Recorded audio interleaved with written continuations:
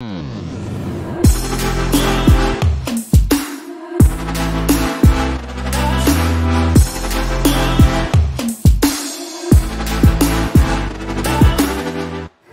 déjà, on va commencer par se présenter.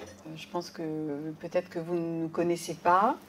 On était sur un stand tout à l'heure. Donc moi, je m'appelle Laetitia Termisien. Je suis directrice de la prépa Dalloz. Et je suis à la fois une ancienne enseignante et une ancienne avocate. J'ai passé le CRFPA il y a une grosse vingtaine d'années. Et puis j'ai exercé quelques années, comme beaucoup de femmes. J'ai exercé 4 ans et puis, je ne vais pas dire par épuisement, mais en tout cas par lassitude, je suis devenue juriste et enseignante. C'est un parcours extrêmement classique chez les femmes, où on est majoritaire dans la profession d'avocat en début d'exercice, très majoritaire à la fac, très majoritaire dans les écoles d'avocats. Et puis 5 ans après, eh bien, les hommes deviennent majoritaires. Donc c'est assez rapide. Souvent les femmes font un passage éclair et puis ensuite revendent entre guillemets leur expérience en tant que juriste dans tout un tas de professions. Donc voilà, j'ai fait quelque chose d'assez classique. Et aujourd'hui, je suis avec Alexis Chabot pour donner justement une vision un petit peu différente de la mienne d'enseignante. Et puis pour vous montrer un petit peu comment on se prépare réellement au CRFPA, puisque moi je donne des conseils chaque année à mes étudiants, mais après en pratique, c'est toujours un petit peu différent. Et je trouve ça très intéressant d'avoir l'éclairage de quelqu'un qui vient de le passer, puisqu'il a été fraîchement diplômé du CRFPA et que maintenant la route est toute ouverte, toute ouverte parce que le CRFPA c'est un petit peu le dernier examen difficile quand on veut devenir avocat. Après, la route est facile, tout le monde a le CAPA, et puis l'exercice, c'est juste après. On discutera de ça ensemble. Avant que je lui donne la parole pour qu'il se présente, en quelques mots, ce qu'on va faire aujourd'hui, c'est à la fois qu'on va vous présenter les conditions. Pour certains, vous n'êtes pas encore informés des conditions pour passer le CRFPA. Après, on rentrera un petit peu dans le détail des matières parce que c'est intéressant, des IEJ. Il y a tout un tas de choses à savoir avant de mettre les pieds dans le CRFPA. Et puis ensuite, on ira sur des conseils plus pratiques sur comment on se prépare pour avoir le plus de chances de l'avoir. Est-ce qu'on se prépare comme on a préparé nos partiels, nos années de fac? La réponse, vous pensez bien que ce sera plutôt non. Et puis, voilà, on aura la vision d'Alexis qui sort du bain du CRFPA. Faudra pas hésiter à nous poser des questions. On n'est pas en train de faire un cours magistral. On est certes un peu en hauteur sur des pupitres, mais non seulement on est disponible pour les questions pendant la conférence. Après, n'hésitez pas, on ne sera pas avare de conseils, puisqu'on est bavards tous les deux, on a plein de choses à vous dire. Voilà, donc je le laisse se présenter, et puis ensuite on va commencer petit à petit déjà sur les conditions du CRFPA. Voilà Alexis. Merci pour ton introduction. Donc oui, moi je voulais vous présenter mon parcours un petit peu atypique, on va dire, mais très peu atypique finalement. Donc j'ai d'abord fait une licence de droit à Bourges, je suis parti en 3e année en Erasmus en Angleterre. Et ensuite j'ai fait un master en droit de l'Union Européenne, donc qui n'est pas forcément le master idoine pour préparer le CRFPA, mais j'avais fait ce master parce que j'avais une affection toute particulière pour le droit communautaire. Et ensuite, j'ai pas passé mon CRFPA directement, ni en M1 ni en M2. J'ai travaillé 2 ans à l'Assemblée nationale en tant que conseiller sport de 2 députés. Et c'est après cette expérience que j'ai décidé de devenir avocat et donc de commencer à préparer le CRFPA, donc dû me remettre dans les études après 2 ans d'efforts et de travail. Et donc voilà, j'ai donc passé le CRFPA en 2022, donc tout juste les résultats de décembre dernier. Et donc j'ai eu la chance de l'obtenir grâce à l'accompagnement de la prépa Dalloz et pour mon premier passage, ce qui est une chose assez remarquable et difficile à faire. Mais voilà, donc on va vous parler un petit peu de cet examen, de ce concours qui n'en est pas un, et on va vous parler des matières, des différentes possibilités, et bien sûr des conseils à mettre en œuvre durant votre préparation. Merci beaucoup Alexis. Alors juste un petit sondage pour voir un petit peu quel est votre profil, pour savoir à quel point il va falloir qu'on détaille nos explications, juste en levant la main. Vous êtes, qui est-ce qui est encore en licence dans la salle? Beaucoup. Ok, très bien. Et qui est-ce qui est en préparation de master ou au-delà? Ok, bon, c'est à peu près un tiers, deux tiers. Très bien. Alors, qu'est-ce que le CRFPA? Déjà, c'est un nom un peu barbare, hein. Centre régional de formation professionnelle des avocats, bah, grosso modo, hein, c'est pour entrer dans l'école d'avocats. Il faut avoir ce sésame. C'est la voie principale, mais ce n'est pas la seule. Si vous voulez devenir avocat, vous pouvez vous lancer dans une thèse. Bon, c'est souvent... ça ne donne pas forcément envie de passer 4 ou 5 ans sur un sujet de thèse. Donc assez souvent, on écarte cette voie-là. Mais vous pouvez aussi être juriste pendant plusieurs années et puis demander la passerelle. Alors, si vous souhaitez le tenter, je préfère vous dire que la passerelle, elle est difficile à obtenir.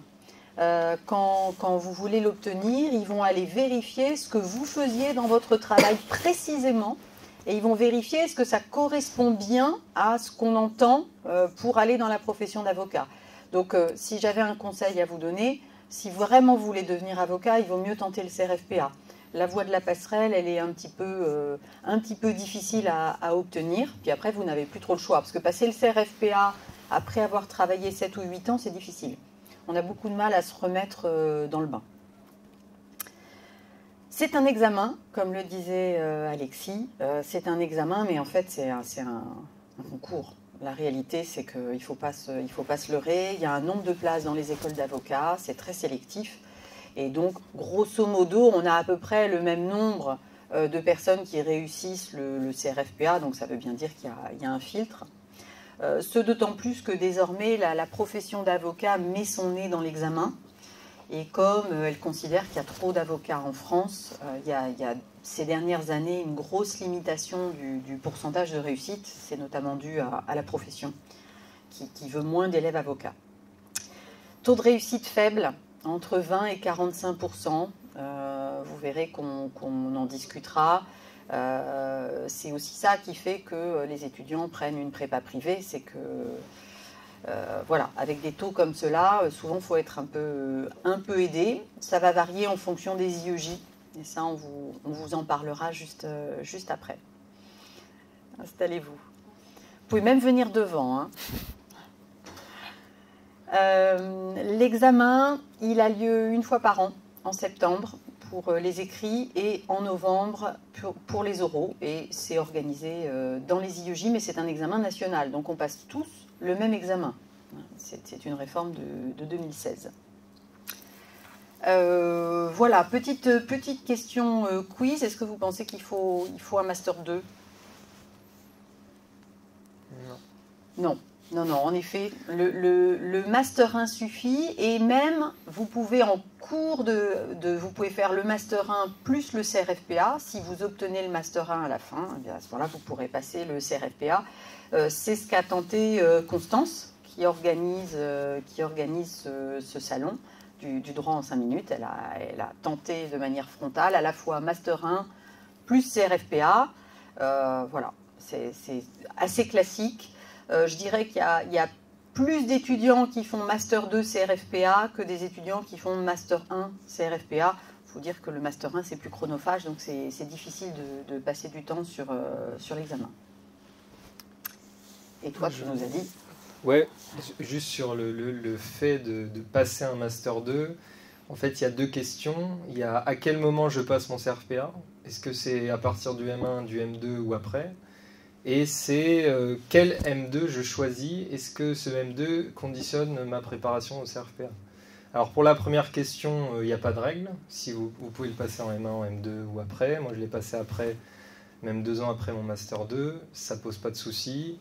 et on conseille largement de le passer dès le Master 1 si c'est possible, si c'est compatible.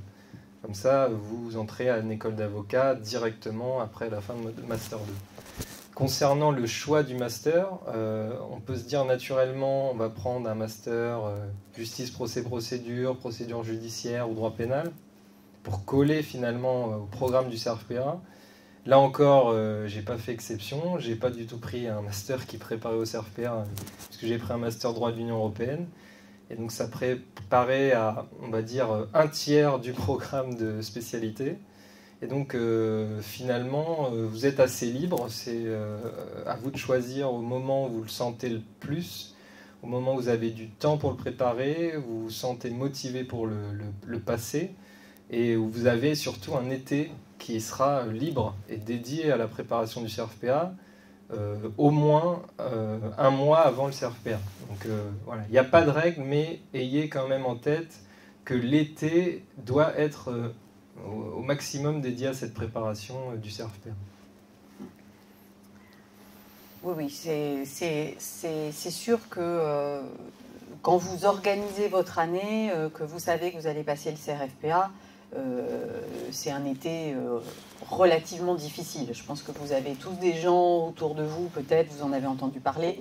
Il faut s'y consacrer totalement, et sur juillet-août, c'est souvent difficile, tout le monde est en vacances. Donc il faut se motiver. Les conditions d'accès au CRFPA, alors ça c'est ce qu'on vous disait, hein, il faut avoir le M1 juste avant de passer l'examen, il faut être inscrit dans un IEJ. Un IEJ, c'est un institut d'études judiciaires, c'est organisé plus ou moins par la fac. Et ne pas avoir passé l'examen 3 fois. Il y a une limite, hein, c'est 3 fois, et puis après, il faut essayer par une autre voie. Alors, je vous rassure, hein, généralement, les étudiants ne passent pas 3 fois le CRFPA. 1 fois, 2 fois, c'est relativement classique. 3 fois, non. On apprend beaucoup sur une première fois, et généralement, on réussit sur la deuxième. Mais bon, il peut toujours y avoir un accident. On en connaît, hein, on en a vu qui pouvaient rater une deuxième fois. Voilà, c'est 3 fois, pas plus. Le choix de l'IEJ, je vais juste vous donner dans les grandes lignes. Donc, examen national, ça veut dire qu'on passe le même sujet partout et qu'il y a un corrigé national. Donc déjà, le choix de l'IEJ n'est pas crucial puisque le sujet et le corrigé, ils sont faits de manière nationale. Après, à la marge, c'est vrai qu'il y a des IEJ qui peuvent donner des consignes de correction, ça peut arriver, mais grosso modo, dites-vous bien que l'IEJ n'a pas beaucoup de poids sur les écrits. Mais il faut s'y inscrire. Donc ça coûte un petit peu cher aussi, il faut prévoir ça dans le financement du CRFPA. À l'IEJ, en fonction des lieux, on va vous proposer soit beaucoup de cours, mais généralement pas beaucoup, avec du distanciel, plus ou moins de devoirs. Donc ça, c'est quelque chose qu'il faut regarder en amont. Il faut faire un petit check-up par rapport au lieu où vous êtes. Regardez les IEJ, regardez ce qu'ils proposent, à quel prix, et ensuite trancher. Bon, généralement, on tranche avec la fac où on a eu l'habitude d'aller. Là, ici, vous avez toutes les facs de Lyon, vous avez principalement Lyon 3, et vous pouvez aller à Chambéry, Saint-Étienne, vous pouvez aller à Paris, vous pouvez faire à distance avec la Sorbonne. Voilà, il y a quand même beaucoup de choix. Et le prix peut jouer, parce qu'entre quelques centaines d'euros et plus de 1000 euros, ça peut être du simple au triple. Donc il faut regarder, ce n'est pas un tarif national et ce n'est pas un nombre de devoirs identique partout. Sachez aussi dans ce choix de l'IEJ que ça n'impacte pas votre vie professionnelle. Ce n'est pas parce que vous vous dites je passe l'IEJ de Lyon que vous allez rester à Lyon. Vous pourrez très bien ensuite partir à Paris, plaider à Paris et pourquoi pas en Europe, puisqu'une fois qu'on a le diplôme d'avocat, on peut plaider partout en France et partout en Europe. Donc voilà, ne vous bloquez pas en vous disant moi c'est bon, je suis resté à Lyon, je ne veux plus y être. À ce moment-là, c'est pas grave, hein. Vous pouvez faire votre IEJ à Lyon comme vous pouvez faire ailleurs. C'est justement le cas d'Alexis. Voilà, on peut changer.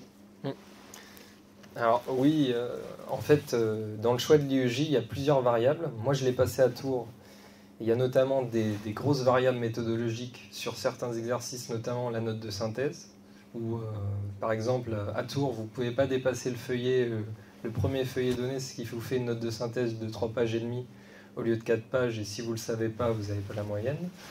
Donc il y a quelques variables méthodologiques aussi sur le grand oral. Je sais que certains IEJ proposent des sujets dissertatifs et d'autres proposent des exercices bien plus diversifiés comme des commentaires de texte, commentaires d'arrêt, voire commentaires de dessins de presse.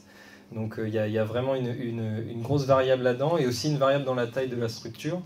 Moi j'avais l'avantage d'être dans une petite structure à Tours et donc un environnement un peu plus chaleureux et moins stressant que des amphis de 500 personnes, mais c'est vrai que voilà, il faut prendre en compte le choix de l'IEJ. C'est un examen national avec une correction nationale mais des subtilités locales, et généralement dans les petites structures ce sont vos profs qui vous corrigent, donc vous avez cet avantage de savoir qui vous corrige et de lui poser des questions très directement. Donc prenez ça en compte dans le choix de votre IEJ. Ça ne va pas changer énormément la correction finale, mais ça peut avoir un impact quand même.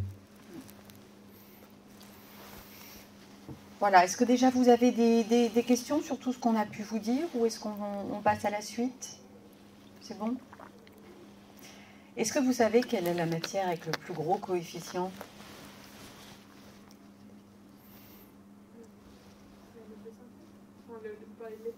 Oui, l'épreuve qui a le plus gros coefficient.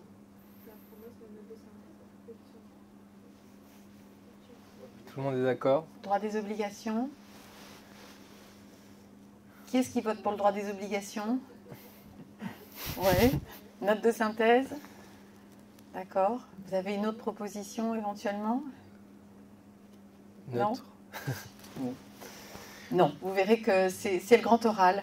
Donc c'est vrai qu'on se focalise beaucoup sur les écrits, sur la note de synthèse, mais non. Alors les épreuves, pour ceux qui ne les connaissent pas, 2 épreuves obligatoires aux écrits, droit des obligations, note de synthèse, ça c'est incontournable. Ensuite, vous choisissez votre matière de spécialité, vous voyez à l'écran, alors pour ceux qui sont à gauche, vous ne voyez peut-être pas à l'écran correctement, ça va? Voilà, il y a un peu de tout. Ça veut dire qu'on n'est pas avantagé parce qu'on est pénaliste, publiciste. Voilà. Il y a votre matière forcément de spécialité, enfin grosso modo. Après, si vous êtes en PLA, en droit de l'environnement, c'est vrai qu'on peut avoir une matière qui ne correspond pas exactement à celle-là. Mais grosso modo, voilà, on ne va pas avantager certains par rapport aux autres. Donc voilà, on choisit sa matière de spécialité et généralement, en fonction de votre matière de spécialité, vous avez une matière de procédure qui va avec, qui a du sens. Donc si on choisit civil, ça va faire procédure civile, pénale, procédure pénale. Enfin, voilà, il y a quand même une logique que vous soyez spécialisé dans cette matière avec la procédure qui va avec. Parce qu'un avocat sans la procédure, c'est un mauvais avocat. Donc là, on oblige. Voilà, ça c'est donc pour les matières écrites, ça veut dire 4 épreuves. 1 jour par épreuve, et puis le 4e jour, cure de sommeil. Normalement, c'est ça. C'est extrêmement violent, cure de sommeil tout de suite. C'est ça. Tu veux rajouter quelque chose? Alors moi, je voulais rajouter quelque chose sur le fait de savoir si on intensifie son travail dans certaines matières en fonction des coefficients. Donc là, vous avez 3 possibilités. Soit vous travaillez vos points forts, si vous en avez, c'est déjà bien. Soit vous travaillez vos points faibles, soit vous travaillez les 2. Généralement, on n'a pas le temps de faire les 3. Moi, j'ai fait le choix de travailler mes points forts, ce qui ne veut pas dire d'oublier les autres matières, mais ce qui veut dire si vous excellez ou vous êtes plutôt bon dans une matière, travaillez-la pour avoir la meilleure note possible. Parce que la magnitude du succès elle pourra compenser votre échec sur certaines matières. Mais en tout cas, si vous êtes bon dans une matière, voilà, il faut la travailler. Moi, mes points forts, c'était la note de synthèse, la matière de spécialité, une très bonne note dans ces matières-là et des moins bonnes notes dans les autres. Donc j'avais décidé de prendre cette stratégie. Je ne dis pas que c'est la meilleure, je dis que c'est celle qui a fonctionné sur moi. Et pour les oraux, pour le coup, là, c'est vrai que le grand oral, vous êtes obligé de vous préparer au mieux car c'est la matière avec le plus gros coefficient. Il y a quand même l'anglais que vous devez travailler, mais le niveau est somme toute assez atteignable. Mais voilà, travaillez et faites des stratégies en fonction aussi de vos points faibles, de vos points forts, et vous gagnerez énormément de temps dans votre préparation. Et moi, j'ai un autre conseil à vous donner si vous êtes justement un petit peu en amont, puisque là, vous êtes encore en licence. L'épreuve qui, pour moi, est la plus dure, c'est l'épreuve de procédure. Je sais comment elle est enseignée à la fac, elle est enseignée de manière très théorique. On ne voit pas exactement à quoi ça ressemble, la procédure. Et là, vous vous retrouvez face à une épreuve de 2 heures. En 2 heures, on ne sait pas faire grand-chose en droit. Et c'est un vrai cas pratique, hein. Il est long. Hein. C'est un cas pratique qui pourrait être fait en 3 ou 4 heures. Donc, si vous appliquez juste ce que vous avez vu en licence, vous allez avoir une très très mauvaise note. Mais peut-être moins de 5 sur 20. Hein. Là, on est vraiment dans du concret, c'est-à-dire qu'on va vous demander, on va vous donner des faits, puis on va vous dire, ben voilà, jusqu'à quand j'ai pour assigner, devant quel tribunal, qu'est-ce que je mets à l'intérieur. Enfin, vraiment, là, on est dans la vie d'un cabinet d'avocats, et ça, on ne sait pas faire. Donc, il faut le faire en 2 heures avec des réflexes, et ça, souvent, comme c'est une épreuve qui compte énormément, hein, comme le droit des obligations, on oublie, on la laisse de côté. Et moi, je pense vraiment que dès votre cursus, si vous avez l'occasion de regarder un petit peu plus précisément la procédure, ce serait bien de le faire. Parce que je pense que c'est un atout considérable, parce que la moyenne déjà sur cette épreuve, elle est plus faible que sur les autres. Et ensuite, dans votre vie d'avocat, d'avocate, c'est incontournable. On le voit déjà dans des affaires assez médiatisées. La procédure, ça change tout, hein. Toute argumentation peut tomber s'il y a un vice de procédure. Donc voilà, on la laisse de côté pendant nos études, mais ayez ça à l'esprit. Si vous avez la matière à la fac, essayez de bien la travailler pour avoir un socle de connaissances solides et ça vous servira sur le CRFPA. Sur les oraux, alors l'oral principal, c'est le grand oral, hein, coefficient 4. Hein, ça, coefficient 4, ça peut plomber un étudiant qui a très bien réussi les écrits, qui est bilingue, mais avec un coefficient 4, si on lui met 5 sur 20, 6 sur 20, 7 sur 20, c'est fichu, hein, même très très bon. Donc il faut à la fois préparer la méthode, parce que ça dure 45 minutes, c'est extrêmement long. Hein, le premier quart d'heure, admettons, passe plutôt vite, l'exposé, mais la demi-heure qui suit, c'est un calvaire. C'est vraiment une multiplication de questions assez vicieuse. Là, c'est un grand oral, hein, ce n'est pas un oral technique où on vient vous chercher sur le cours. Hein, on vient vous chercher sur des questions sur les libertés, on essaie de vous faire glisser un petit peu sur des questions polémiques, politiques, religieuses, sur des choses qui ont attrait à des idées personnelles. Et on ne vous demande pas de donner votre avis, on vous demande de raisonner en bon juriste. Ça, c'est très difficile, on peut déraper facilement sur des questions comme sur le voile, sur le droit de se vêtir, sur comment les droits du gardé à vue, etc. Donc, on est sur des questions sensibles et on peut vite déraper. Et le dérapage, il ne sera pas contrôlé. Hein. Le dérapage, ce sera la fin de l'histoire et vous n'aurez pas le CRFPA. Donc voilà, ça aussi, ça se prépare sur la méthode, parce que 3 quarts d'heure, c'est long. Et puis, on vous demande d'avoir une posture de futur avocat. Donc ça se travaille, hein, on prépare, on a l'habitude, on donne des conseils, la tenue, les cheveux, qu'est-ce qu'on peut dire, comment on formule les phrases. Voilà, il y a quand même des petits trucs, mais ça reste long. Hein, ça reste grosso modo un peu un calvaire, parce qu'on a envie que ça se termine. Parfois, ça se sent. Moi, je sais, quand je fais passer des grands oraux, il y a des étudiants, on sent vraiment qu'ils veulent que ça se termine, qu'ils sont au bout, ils surveillent la montre. Donc voilà, ça aussi, ça se prépare. Et le fond, c'est les libertés, c'est tout. C'est tout ce qu'il y a autour de nous. Il y a des limites aux libertés. Donc c'est à la fois très intéressant, mais un puissant fond.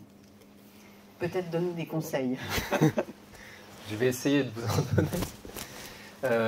Alors le grand oral, c'est vrai que en fait, on pense que c'est le fond qui est plus important que la méthodologie, mais la méthodologie est extrêmement importante dans le grand oral, que ça soit pour l'épreuve d'exposé qu'il faut structurer, donc avec une introduction, 2 parties, 2 sous-parties, mais aussi la phase de questions-réponses de 30 minutes, où vous devez, finalement, quand vous répondez, toujours reprendre les termes du sujet, les termes de la question, de redéfinir tout ça, et essayer de structurer une réponse juridique.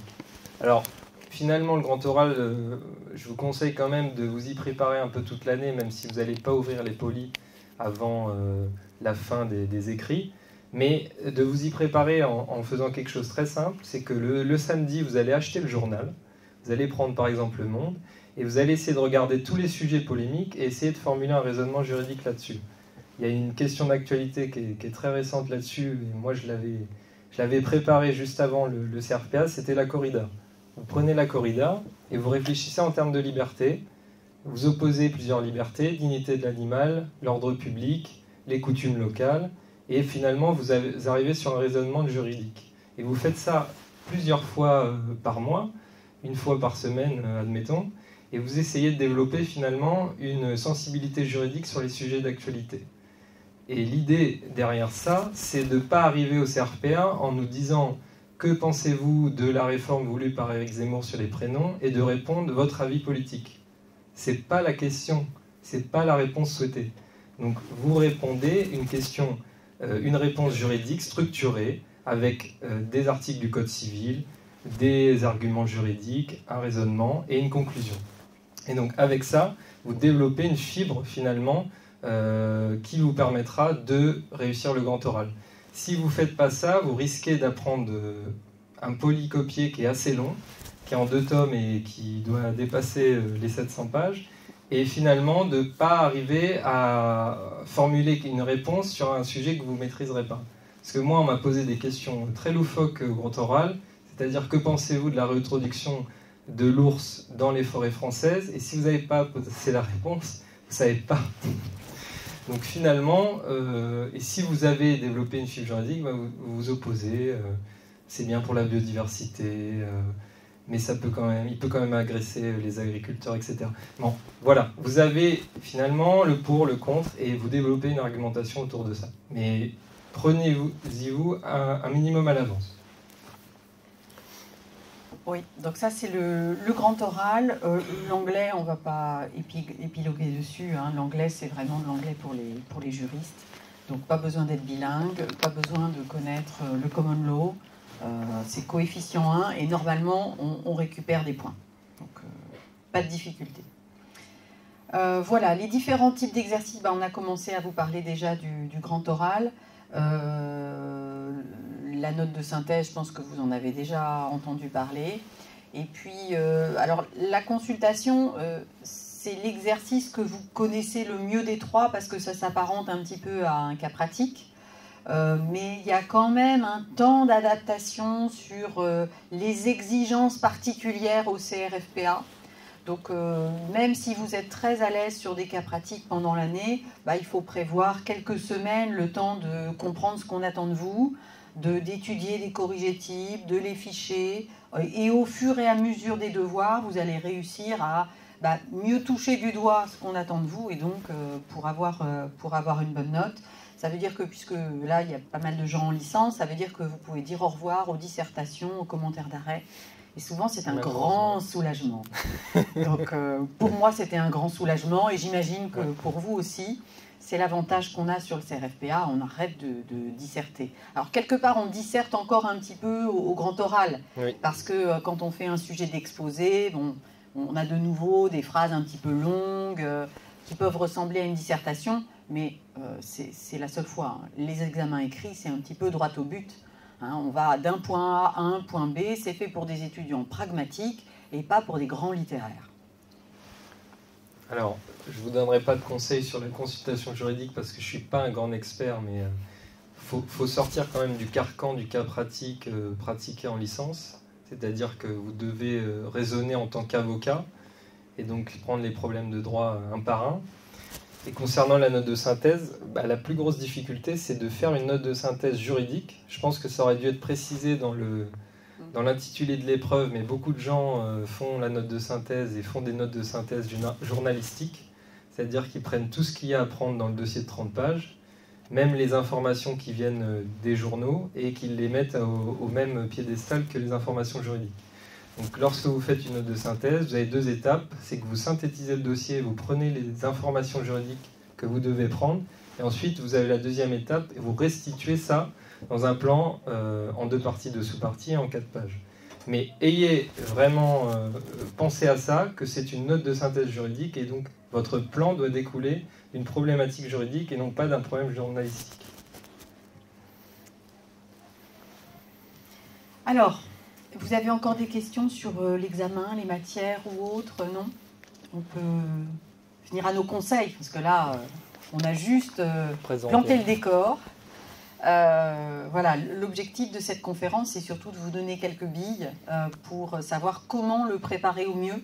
Et ça, je sais que c'est une forte demande. Alors moi, en tant que directrice de la prépa, je suis beaucoup d'étudiants, donc on va dire que je leur explique la méthode qui me semble optimale et je l'ai mis sur la slide.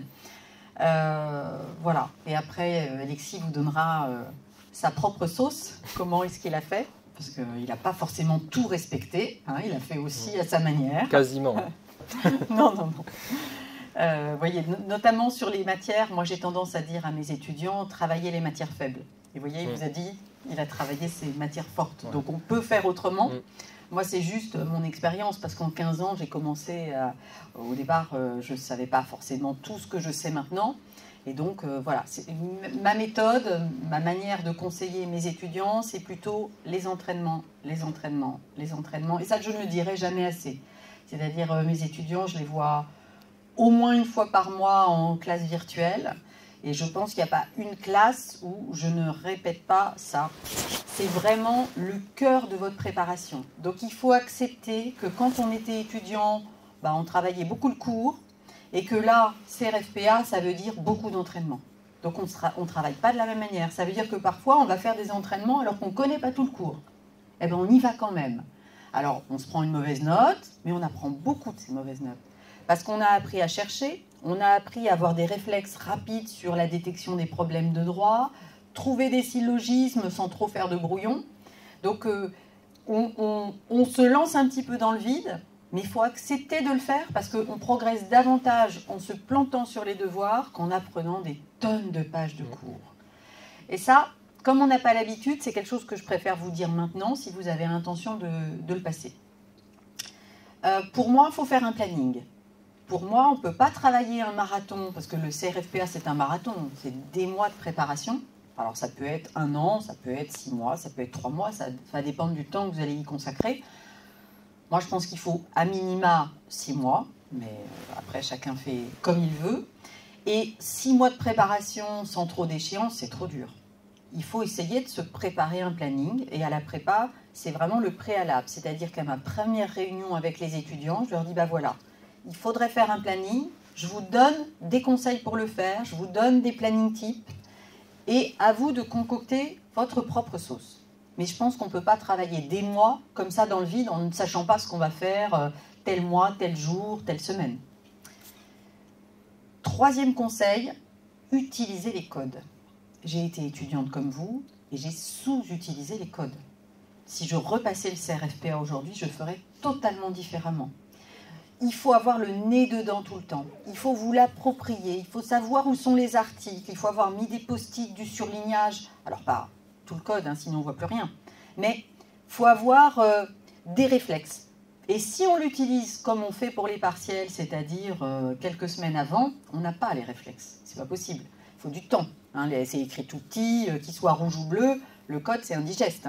Donc, ça s'apprivoise au fil du temps, donc il faut vraiment que vous continuez à l'utiliser du début à la fin. Même si ça ralentit vos révisions. Je suis d'accord, je le dis tout de suite à mes étudiants. Oui, si moi je leur demande d'aller chercher des articles à chaque fois. Forcément, l'apprentissage du cours, il est plus long. Faut aller chercher, il faut lire, regarder la jurisprudence, donc vous perdez du temps. Mais moi, je peux vous assurer que c'est un gain de temps au final. Donc, je préfère que vous le sachiez. Suivre l'actualité.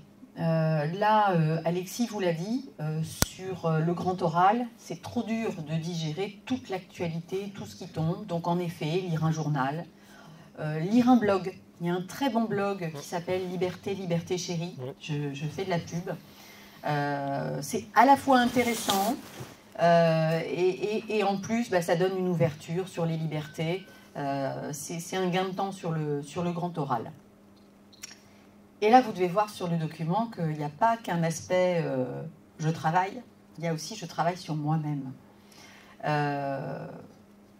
Souvent, les étudiants ne sont pas assez à l'écoute de ce qu'ils sont capables de faire. Ils vont se décourager. Il y a un effort sur à la fois se blinder, parce qu'on travaille pendant 6 mois, 1 an sur le CRFPA, on se ramasse des mauvaises notes, on ne se sent pas souvent accompagné, l'IEJ n'est pas toujours là, et donc voilà, il faut se préparer à ça. Si vous vous dites je vais passer le CRFPA dans 1 an, dans 2 ans, dans 3 ans, vous savez déjà que ça va être dur et vous vous préparez mentalement à ça. On oublie la préparation mentale souvent quand on passe le CRFPA. À la fac, on ne vous en parle pas. Moi, je peux vous assurer qu'il faut être bien dans sa tête pour bosser comme ça pendant des mois et passer un été difficile. Hein, c'est un été où on fait presque que travailler, donc il faut être bien dans ses baskets. Mais bien dans ses baskets, ça veut dire aussi prendre du temps pour soi. C'est pas non plus le bagne. Si vraiment vous bossez terriblement pendant des mois, vous allez arriver en septembre et ce sera la catastrophe, vous allez tomber. Donc voilà, il faut trouver ce juste milieu, bien se dire qu'il n'y a pas que l'apprentissage, il y a besoin aussi de prendre du temps pour vous, pour tenir sur la longueur. Toi, comment tu l'as vécu? Moi j'ai fait des erreurs. J'avais écouté les conseils et peut-être certains à l'envers. C'est-à-dire que moi, j'ai pas commencé tout de suite à faire les épreuves dans le temps imparti et j'avais pas acheté les codes tout de suite. Donc 2 erreurs. C'est mal. C'est très mal. Donc moi, mes 3 conseils, ils vont te rejoindre, Laetitia. C'est tout d'abord s'entraîner le plus tôt possible dans les conditions réelles d'examen. C'est-à-dire sans le polycopier, donc dans le temps imparti, avec les codes et avec une correction extérieure, qu'elle soit de l'IEJ ou de la prépa. Mais c'est le plus important pour vous préparer, c'est vraiment de respecter ça, de faire les épreuves dans les conditions d'examen. Et ensuite, il y a une deuxième chose, c'est qu'il faut désacraliser les notes de votre prépa. Vous allez vous prendre des 3, des 4 au début, c'est normal, vous n'avez pas ouvert le polycopier, vous n'avez pas tout appris, mais désacralisez vos notes. Les notes, elles ne vous représentent pas en tant qu'individu, mais elles représentent simplement votre travail. Si votre note est mauvaise, ce n'est pas vous en tant qu'individu qui êtes mauvais. C'est votre travail qui est mauvais. Vous allez apprendre, vous allez prendre des leçons à chaque note. Vous allez prendre note des commentaires des professeurs et améliorez-vous. N'ayez pas l'ego de considérer que le professeur a mal jugé votre travail, mais simplement que vous avez peut-être oublié une partie. Alors mon deuxième conseil, c'est, ça va rejoindre le fait de faire un planning, c'est établissez une stratégie. Donc tout à l'heure, je vous ai parlé de travailler vos points forts ou vos points faibles. Donc c'est vrai que quand je parlais de travailler ces points forts, je n'ai pas oublié les points faibles. La procédure, je l'avais travaillé un minimum parce que c'est vrai que moi, par exemple, j'avais jamais fait de procédure avant le CRFPA. Donc je suis parti de 0. Donc établissez une stratégie, pas une stratégie rigide, une stratégie qui est flexible. Au fur et à mesure, vous l'adaptez en fonction de votre note et de vos notes et de votre énergie, parce que votre énergie elle va diminuer au fur et à mesure et vous aurez de plus en plus de choses à faire. Donc adaptez cette stratégie. Donc en fonction, si vous êtes en Master 1, Master 2, ou si vous travaillez à côté, vous allez adapter cette stratégie à chaque semaine ou toutes les 2 semaines, vous réévaluez votre stratégie en fonction de votre temps disponible. Le troisième conseil, et ça rejoint aussi toujours travailler avec ces codes, c'est utiliser les outils que vous avez à votre disposition. Alors pour votre préparation, vous aurez sûrement des outils de la prépa, donc les polycopiers, le site internet, des revues d'actualité. Utilisez également les outils numériques. Faites des fiches, faites des mind maps. Moi j'utilisais beaucoup les mind maps, donc je ne sais pas si vous le faites déjà, mais ça permet vraiment de visualiser profondément le cours et comment se répartissent les notions juridiques et visuellement, et il y a des très bons outils pour ça, et je cite MindNode et MindMaster par exemple. C'est 10 fois plus parlant qu'un livre et ça permet de vous approprier le cours. Et ensuite, apprenez à utiliser votre code. Alors quand je pense à apprendre à utiliser son code, c'est d'abord l'ouvrir, regardez la table des matières, regardez l'index alphabétique et essayez de savoir retrouver une notion en 1 minute chrono. Le jour J, vous n'avez pas le temps de vous perdre dans le code, vous devez connaître le code. Je ne dis pas de l'apprendre par cœur, mais de savoir où se trouvent les grandes notions. Donc vous faites ça, vous faites un exercice très simple, vous prenez un bout de papier, notez 10 notions, et vous essayez de retrouver chaque notion en 1 ou 2 minutes chrono. Comme ça, vous apprenez au fur et à mesure à travailler très rapidement avec votre code, et les jours J, ça va vous faire gagner un temps, mais phénoménal. Et ce temps-là, il est très important, parce qu'il faut beaucoup écrire le jour du CRFPA, et ça vous sera très très important. Et concernant la motivation, il y a deux périodes importantes dans la motivation pour le CRFPA. Il y a la période de « je commence, je me lance dans le CRFPA » et la période de « je suis en préparation du CRFPA ». La période « je me lance », c'est la période où vous visualisez le bout du tunnel, c'est-à-dire vous avec la robe d'avocat. Donc là, vous pouvez prendre un bout de papier également et noter plusieurs questions. Pourquoi en un mot, pourquoi en 2 mots, comment, qui et quand. Pourquoi, c'est pourquoi vous voulez être avocat. Donc c'est la raison profonde pourquoi vous voulez exercer ce métier. Donc ça, elle est propre à chacun. Je ne peux pas vous donner votre raison. Vous avez la raison dans votre tête et dans votre cœur. Pourquoi, c'est en 2 mots, c'est contre quoi vous voulez vous battre ou qu'est-ce que vous voulez défendre dans le métier d'avocat. Donc là, c'est pareil, c'est en fonction de votre spécialité. Est-ce que vous voulez défendre le droit des femmes?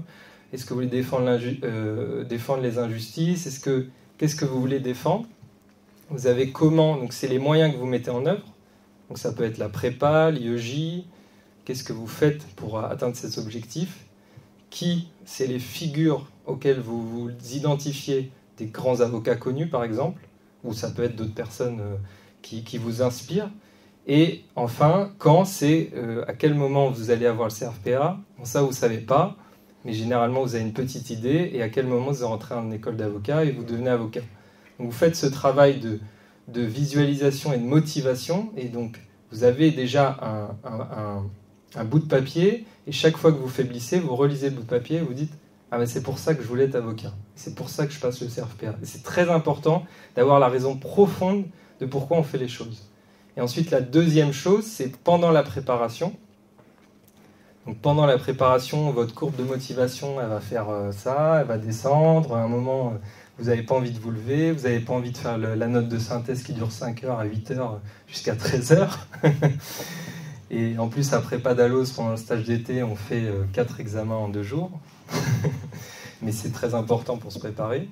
Et donc, votre courbe de motivation, elle fait ça. Et donc, il faut savoir s'écouter quand on est dans le creux. Quand on est dans le creux, on prend un temps, on dit pourquoi je ne suis pas bien, est-ce que j'ai bien dormi, est-ce que j'ai fait de l'activité physique, est-ce que je suis sorti de chez moi, ou alors ça fait 5 jours que je ne suis pas sorti de chez moi. Et donc vous pensez à vous avant tout. Parce que le jour J, il faut que vous soyez à 100% pour performer. Vous avez le droit pendant la prépa d'être moins bon, certains jours vous allez être bon, d'autres jours vous allez être moins bon. Et le jour J, vous arrivez en pleine forme, vous n'avez pas révisé la veille, même la semaine d'avant, vous avez lu le moins possible de droit, vous êtes aéré l'esprit et vous arrivez pleinement motivé pour entamer vos 5 heures de notes de synthèse. Alors, pourquoi prendre une prépa privée? Alors ça, c'est aussi assez propre à chacun. Ce n'est pas obligatoire, je tiens à vous le dire. C'est pas parce que je travaille dans une prépa privée que je vais vous dire que c'est obligatoire. C'est pas obligatoire en soi. On peut très bien le faire sans. La réalité du terrain, c'est que les enquêtes Pamplemousse ou autres disent que c'est à peu près 85% d'étudiants qui ont une prépa, 85-90, donc c'est beaucoup. C'est beaucoup aussi parce que les IEJ ne jouent pas tous bien leur rôle. Donc ils vous donnent assez peu de contenu, assez peu de devoirs, et donc de ce fait-là, vous êtes obligé de vous tourner vers quelqu'un d'autre.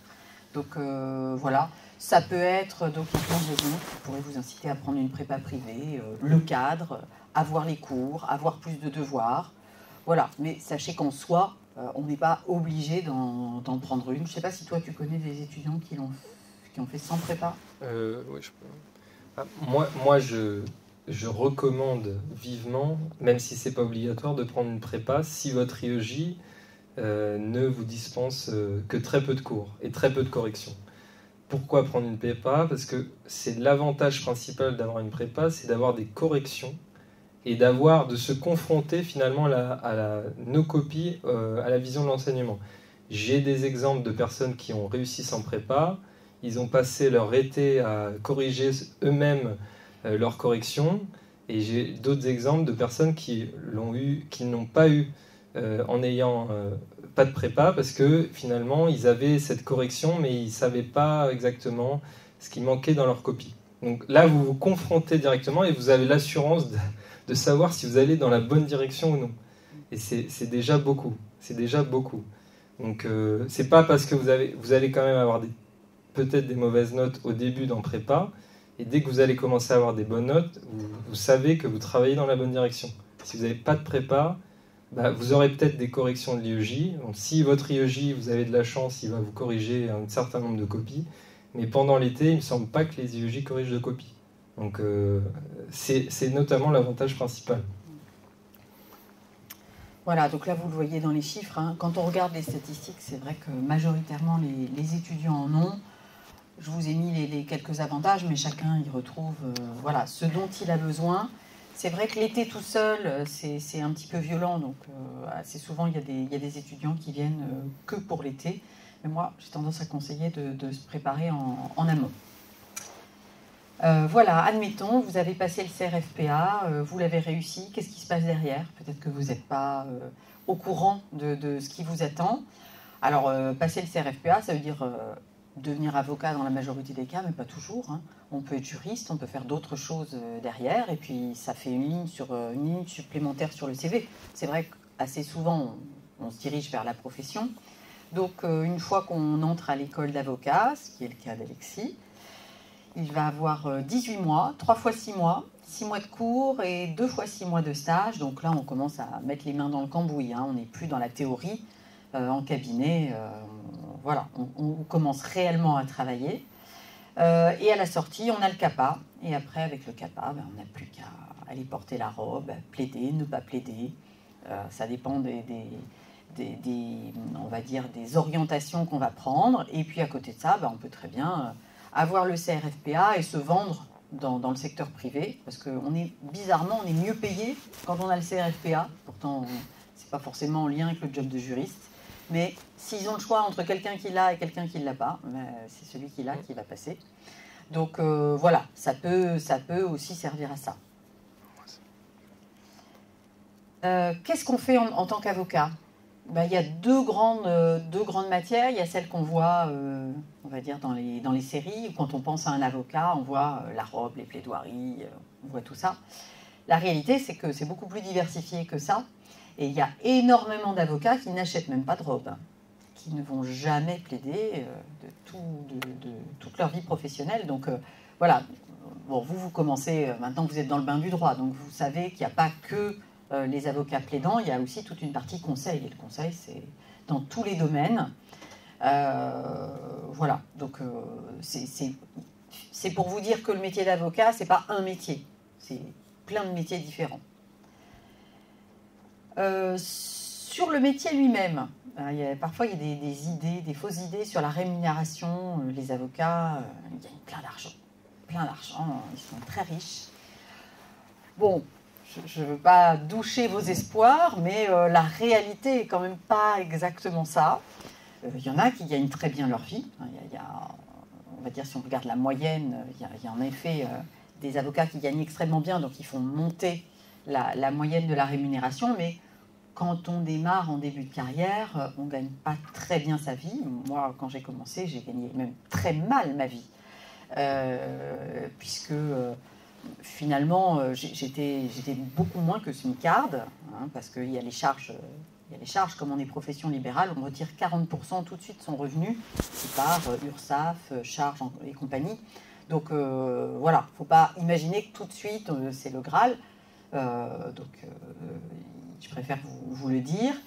Et en général, et c'est ce que je vous disais au début, on ne reste pas forcément toute sa vie dans la profession. Hein, les avocats ne font pas tous 40 ans d'exercice, 40 ou 50 ans d'exercice, assez souvent. Ensuite, on fait d'autres choses. Et dans vos générations, c'est bien. Hein, vous allez vous former, vous allez faire d'autres choses, vous n'allez pas faire le même travail tout le temps. Et par rapport à cette rémunération, voilà, je vous ai donné un ordre d'idée. Il y a un tarif des jeunes avocats qui est discuté par les syndicats, qui est de 4 100 € hors taxe. Voilà, ça a son importance, puisqu'il faut retirer 40% tout de suite. Et ça, c'est un tarif qu'on ne propose pas à tout le monde.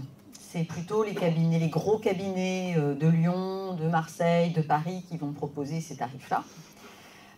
Dans les autres cabinets, non, souvent on vous propose beaucoup moins et il faut savoir qu'il y a à peu près 30% d'avocats qui au départ sont smicards, enfin, qui récupèrent le SMIC en net dans leur poche. Alors une fois qu'on commence à augmenter sa clientèle, ça grimpe, hein. Mais voilà, au début c'est quand même un peu dur. Et puis ensuite, on progresse. Et puis plus on a des dossiers personnels, quand on est collaborateur dans un dossier, ça s'ajoute à la rémunération que vous donne le cabinet. Donc ça peut grossir un petit peu plus vite. Voilà, c'est à peu près les chiffres. Alors sur le métier d'avocat, il y a à peu près autant de manières d'exercer la profession qu'il y a d'avocats en France. Il y a à peu près 70 000 avocats en France. Je pense qu'il n'y a pas un avocat qui a autant de dossiers que l'autre, qui a le même salaire que l'autre. Vous avez deux possibilités. Là, on a parlé de la possibilité du contrat de collaboration.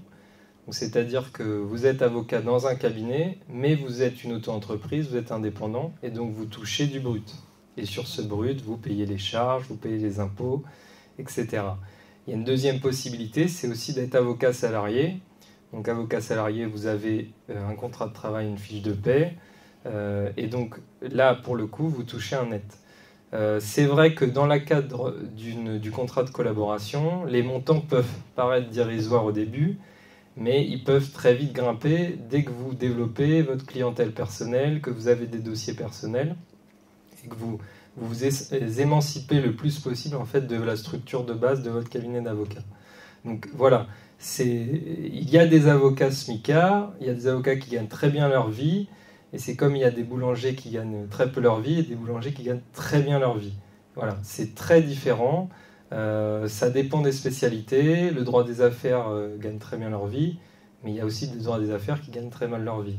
Donc, n'ayez pas en tête un salaire spécifique ou quoi que ce soit.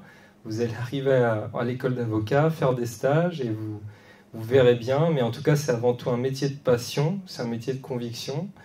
Vous le faites parce que vous voulez exercer avec des valeurs qui sont les valeurs du métier d'avocat, qui sont dans le serment de l'avocat, et respecter une déontologie bien particulière, qui est celle de ce métier, de cette profession libérale. Donc, je pense que le salaire est un facteur qui peut vous motiver, mais c'est pas le seul facteur. Et vous allez voir que quand vous allez préparer le savoir-faire, passer des mois derrière vos livres, même la certitude d'avoir un salaire, c'est pas la seule chose qui doit vous motiver. Il y a des raisons beaucoup plus profondes qui vont vous diriger vers ce métier-là. Oui, c'est vrai que pour terminer, c'est ce que je voulais vous dire.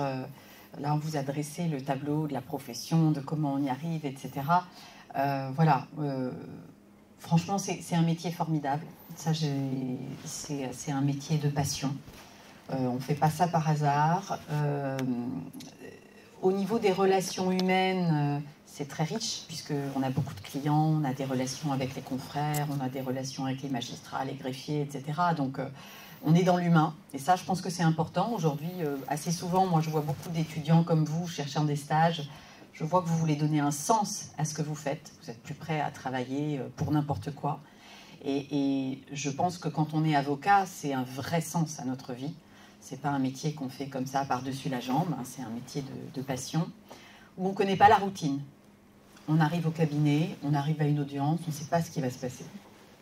Parfois ça tourne mal, parce que notre client dit n'importe quoi et nous on s'arrache les cheveux. Parfois ça tourne bien, parce que le magistrat est plutôt sympathique, il écoute nos arguments. Parfois il s'endort. C'est très varié. Et ça, c'est important. Moi, je pense que c'est important de ne pas faire toujours la même chose tous les jours. Donc, c'est très riche. C'est intellectuellement intéressant parce qu'on continue à apprendre, à aller chercher dans les livres, à chercher des argumentations, à chercher des arguments pour nos clients, parce qu'on le vit. Hein. Et puis, on a cette liberté. On est profession libérale, donc assez souvent, on peut moduler ses plages de travail, on peut choisir ses affaires, on peut refuser des affaires. Moi, il m'est arrivé de refuser des affaires d'inceste et de pédophilie. Ça, c'était pas possible. Je n'y arrivais pas. Voyez, cette liberté, on ne l'a pas forcément quand on est salarié. Salarié, on nous dit, maintenant, il faut faire ça dans tel délai. Là, on a cette liberté qui est quand même un atout considérable. Donc voilà, il faut... Parfois, on vous dit, c'est très dur comme métier, mais il y a des aspects très positifs. Et pour mon exemple personnel, si j'ai quitté la profession, ce n'est pas parce que je ne l'aimais pas, je l'aime toujours autant. C'est juste que les conditions de travail étaient très rudes. Et au bout d'un moment, on veut avoir une vie de famille, on veut avoir un petit peu plus de temps, parfois pour soi. Et donc, c'est ce qui fait aussi qu'on s'oriente vers autre chose. Voilà, c'est la petite touche positive, parce qu'il faut terminer sur une petite touche positive. Est-ce que vous avez des questions en tout genre? J'aurais deux questions concernant l'examen. Est-ce que les codes sont autorisés à l'examen du CRFPA? Et est-ce qu'il est possible de passer l'oral dans une langue autre que l'anglais avec certains IOJ? Alors, l'anglais obligatoire. Voilà. Avant, il y avait d'autres langues. C'est terminé. Ça a été nationalisé? Oui, terminé. C'est fini. Plus d'espoir. Avant, il y avait russe, italien, espagnol. C'était très ouvert. C'est fini. Non, là, il n'y a plus d'espoir. Sur les codes, la plupart sont autorisés. Mais il ne faut pas qu'ils soient commentés. Donc, les codes annotés, c'est bon. Donc, ceux que vous achetez les moins chers, ceux qui sont à 20-25 €, c'est bon. Les autres, il faut vérifier. Et pour les publicistes, souvent vous êtes un petit peu mal lotis, on va dire, mais il y a quand même des ouvrages qu'on peut vous conseiller. J'ai des ouvrages qui sont autorisés pour les publicistes, les internationalistes, on trouve quand même. Est-ce que vous avez d'autres questions en tout genre? Juste rajouter sur les codes, donc les codes sont autorisés, achetez-les le plus vite possible pour pouvoir les préparer. Donc ça, ne faites pas mon erreur de les acheter fin mai. Ce qui est déjà tard. Et ensuite, vous avez également la possibilité d'imprimer les textes de Légifrance. Donc, si vous les complétez, on va dire sur des dispositions très spécifiques, on peut penser, par exemple, en droit des obligations, il y a une définition, il me semble, de l'automobile qui est dans le code des assurances. Et donc, vous pouvez imprimer cette page. Et nous, par exemple, en droit de l'Union européenne, je sais qu'on a beaucoup de textes qui ne sont pas dans les codes et qu'on imprime aussi à côté. Donc, tant que vous avez l'inscription Légifrance dessus et que vous n'avez pas écrit dessus, c'est bon. Oui. Je sais que ça se faisait avant. Est-ce qu'il existe toujours des passerelles qui permettent d'accéder à la profession d'avocat sans passer par le CRFPA? Oui, il en existe en tant que juriste. Si vous êtes juriste pendant 8 ans, vous pouvez essayer d'obtenir cette passerelle. La commission qui s'occupe des passerelles est assez dure. C'est-à-dire qu'elle va vérifier ce que vous avez fait pendant ces 8 ans. Et parfois, des jobs comme DRH, directrice des ressources humaines, ça n'a pas été considéré comme un job en droit. Donc, il faut quand même se méfier et pas tabler sur la passerelle, parce qu'ils sont pointilleux. D'accord, mais il y a peut-être des formations qui dispensent grade d'avocat, ce qui se faisait avant? Oui, non. Donc c'est plus dangereux, mieux vaut passer par le CRFPA et pas se dire je vais y arriver par la passerelle. Je peux compléter sur la passerelle? Est-ce que les preuves de droits des obligations, en général, on limite la casse ou c'est possible sans? Alors, je complète simplement sur la passerelle pour dire que c'est vrai que la commission est assez difficile. Il faut avoir un statut cadre. Et donc, c'est 8 ans complets d'exercice avec un statut cadre. Et moi, pour avoir un ami et un collègue qui travaille avec moi à l'Assemblée nationale, ils ont dû le refaire travailler 3 mois pour qu'il ait ses 8 ans, parce qu'il avait 3 mois en statut non cadre. Mais donc, c'est vrai qu'ils sont très à cheval là-dessus. Et le CRFPA, c'est un gain de temps, vraiment. Et en plus, vous aurez le bonheur d'aller à l'école d'avocat, d'apprendre la déontologie et la plaidoirie. Donc, c'est une bonne manière aussi d'y arriver. Oui, alors les publicistes, c'est un petit peu plus compliqué le droit des obligations. Oui. Donc, moi, les publicistes que je suis, je leur demande de mettre l'accent dessus en amont, de bien se remettre dans le bain. Après, une fois que vous y consacrez un petit peu plus de temps, il n'y a pas de raison. Hein, c'est pas, voilà, c'est pas rédhibitoire, c'est juste que dans vos révisions, il faut planifier plus de droits des obligations. Est-ce que vous avez d'autres questions? Oui. Alors, j'ai l'impression que vous avez déjà répondu à la question, mais j'en suis pas sûr. Concernant, par exemple, un étudiant qui sera à l'IEJ de Lyon, est-ce qu'il va forcément être destiné à aller à l'école d'avocat de Lyon, ou alors il pourra demander... Non, il peut demander d'autres écoles. Il peut demander d'autres écoles. Donc naturellement, en principe, il va à l'école de Lyon, mais on peut solliciter des dérogations et aller dans d'autres écoles. Donc c'est faisable. En fonction des places. Ça dépend de ce que vous allez demander. Si vous prenez une école qui est déjà très pleine, ça va être difficile. Et sinon, normalement, ça doit le faire. Qu'est-ce que vous pensez de l'IEJ de Lyon en termes de... On ne connaît pas. C'est pas mon préféré. C'est pas mon préféré. Pour tout vous dire, il y a parfois un niveau d'exigence un petit peu opaque, un petit peu. C'est assez élevé. Hein, le niveau est assez élevé. Voilà. Je vous dis ça parce que j'ai déjà eu quelques étudiants à l'IEJ de Lyon qui étaient vraiment brillants et qui n'ont pas eu les notes espérées. Donc Lyon et Aix-Marseille, et Corté, quand même 3 qui sont un petit peu spéciaux, entre guillemets. Mais après, si vous allez à l'IEJ régulièrement, que vous allez voir les profs, que vous vous imprégnez un petit peu de ce qu'ils veulent, il n'y a pas de raison que ça ne passe pas. Mais il faut essayer d'y aller parce que j'ai l'impression qu'il y a certains profs un peu originaux. Voilà, dans cette fac, je suis à Paris, mais je le sais. Donc c'est quand même que c'est remonté jusque-là par mes étudiants lyonnais. Donc voilà, je me dis qu'il doit y avoir peut-être des gens un peu caractériels, qui ont des idées arrêtées à Lyon. C'est une très bonne fac. Voilà, donc il faut y aller apprendre ce qu'ils veulent de vous. Est-ce que vous avez d'autres questions ? C'est bon ? Oui. Vous avez dit qu'on peut passer le concours après le Master 1. Est-ce que vous conseillez de finir le Master avant ou après, ou au final, c'est pas forcément utile de faire un Master 2 ? Alors, le Master 2, ça peut être utile. Hein, ça peut être utile. Pas utile dans la profession d'avocat, plus utile pour trouver une collaboration. Parce qu'ils trient. Donc, c'est vrai que si vous n'avez qu'un Master 1, vous allez passer après ceux qui ont un Master 2. Pour le CRFPA, le Master 2 n'ajoute rien. C'est plus vous poser la question quelle charge de travail vous allez pouvoir emmagasiner. Parce que Master 1 CRFPA ou Master 2 CRFPA, c'est pas la même chose. Master 1 CRFPA, faut être assez costaud, faut apprendre à se connaître. Est-ce que vous vous sentez capable d'attaquer les deux de front ? Et en fonction de ça, les deux sont faisables. Alors, je pense qu'on va s'arrêter parce que je vois que... C'est l'heure a bien tourné. On est toujours disponible. Hein. Si vous voulez nous poser des questions supplémentaires, on reste là. Donc voilà. Merci de nous avoir écoutés, d'avoir participé.